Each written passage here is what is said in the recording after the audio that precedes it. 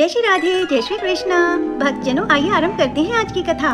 श्रीमद् भागवत में कुरुक्षेत्र की कथा आती है। जब 100 साल बाद ब्रजवासियों से मिले ठाकुर जी, तब रुक्मिणी आदि सब पत्नियों के मन में आया कि ये राधा रानी को देख करके तो आए कि कितनी सुंदर है। त्रिलोकी सुंदर कृष्ण की हम पटरानियां हैं, हमारी सुंदरता के आगे स्वर्ग की उर्वशी, रंभा आदि अप्सराएं भी फीकी लगती हैं। बड़े अभिमान में गई हैं किशोरी जी को देखने। वर्णन करते हैं, भगवान की अष्टपटरानियां जब किशोरी जी का दर्शन करने के लिए गईं, जिस शिविर में किशोरी जी विराजमान थी, उसमें भीतर प्रवेश किया तो मृग नैनी, दूध जैसा श्वेत वर्ण, दीर्घ गंभीर नेत्र, एक बार किसी को देख ले तो वहीं स्तब्ध मूर्तिमान हो जाए। हस्त कमल ऐसे मानो कोई नील सरोवर के कमल खिल गए हों। चरण ऐसे जैसे कि वो चले, उनके चरणों में से वो उत्पन्न होने वाली ध्वनि को नेत्र बंद करके सुनते रहे। इतना सुंदर स्वरूप, ऐसा स्वरूप कि भक्तजनों मानो इनका दर्शन करके हमारे अंदर जितने किस्म के दोष हैं सभी खत्म हो जाते हैं। ऐसा स्वरूप देख करके 8 पटरानियां नतमस्तक हो गईं कि हम काय बात की सुंदर हैं, सुंदर तो ये हैं। तुरंत प्रणाम किया और बोली, हे किशोरी जी, हमारा प्रणाम स्वीकार करो। वो बोली, अरे मैं राधा रानी ना हूँ, मैं तो दासी हूँ। किशोरी जी तो भीतर विराजमान है।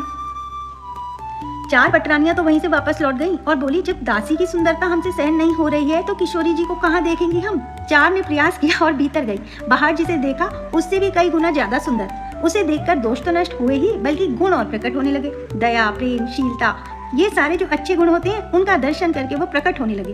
वो बोली, निश्चित यही किशोरी जी है। प्रणाम किया, आप किशोरी जी हैं? बोली, नहीं नहीं, मैं तो दासी हूँ। किशोरी जी तो भीतर है। 2 और पटरानियां वहाँ से वापस लौट गई। बोली, अब हम और सहन नहीं कर पाएंगी, ये तो दासियों ने हमारे मान का मर्दन कर रखा है। किशोरी जी तो पता नहीं क्या करेंगे। कहते हैं अंत में बस रुक्मिणी जी वहाँ तक पहुंची और जैसे ही रुक्मिणी जी ने प्रवेश किया, असंख्य सुंदरियां चारों ओर और बीच में एक सिंहासन पर तप्त कांचन गौरांगी श्री राधे वृंदावनेश्वरी श्री किशोरी जी विराजमान है। रुक्मिणी जी तो देखते ही मूर्छित हो गई। राधा रानी की सुंदरता सहन नहीं कर पाई, इतनी सुंदर किशोरी जी।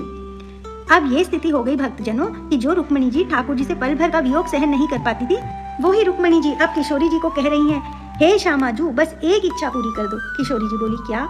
रुक्मिणी जी बोली, बहुत वर्षों तक द्वारिकाधीश की सेवा करी, अब आप अपनी सेवा में मुझे दासी बना कर लें और मुझे भी अपने साथ बरसाने ले चले। तब किशोरी जी ने उन्हें हृदय से लगा लिया और बोली, नहीं नहीं, हमारे प्राण आपके पास हैं, उनकी सेवा आपको करनी है। जब समय होगा तब हम आपको स्मरण कर लेंगे।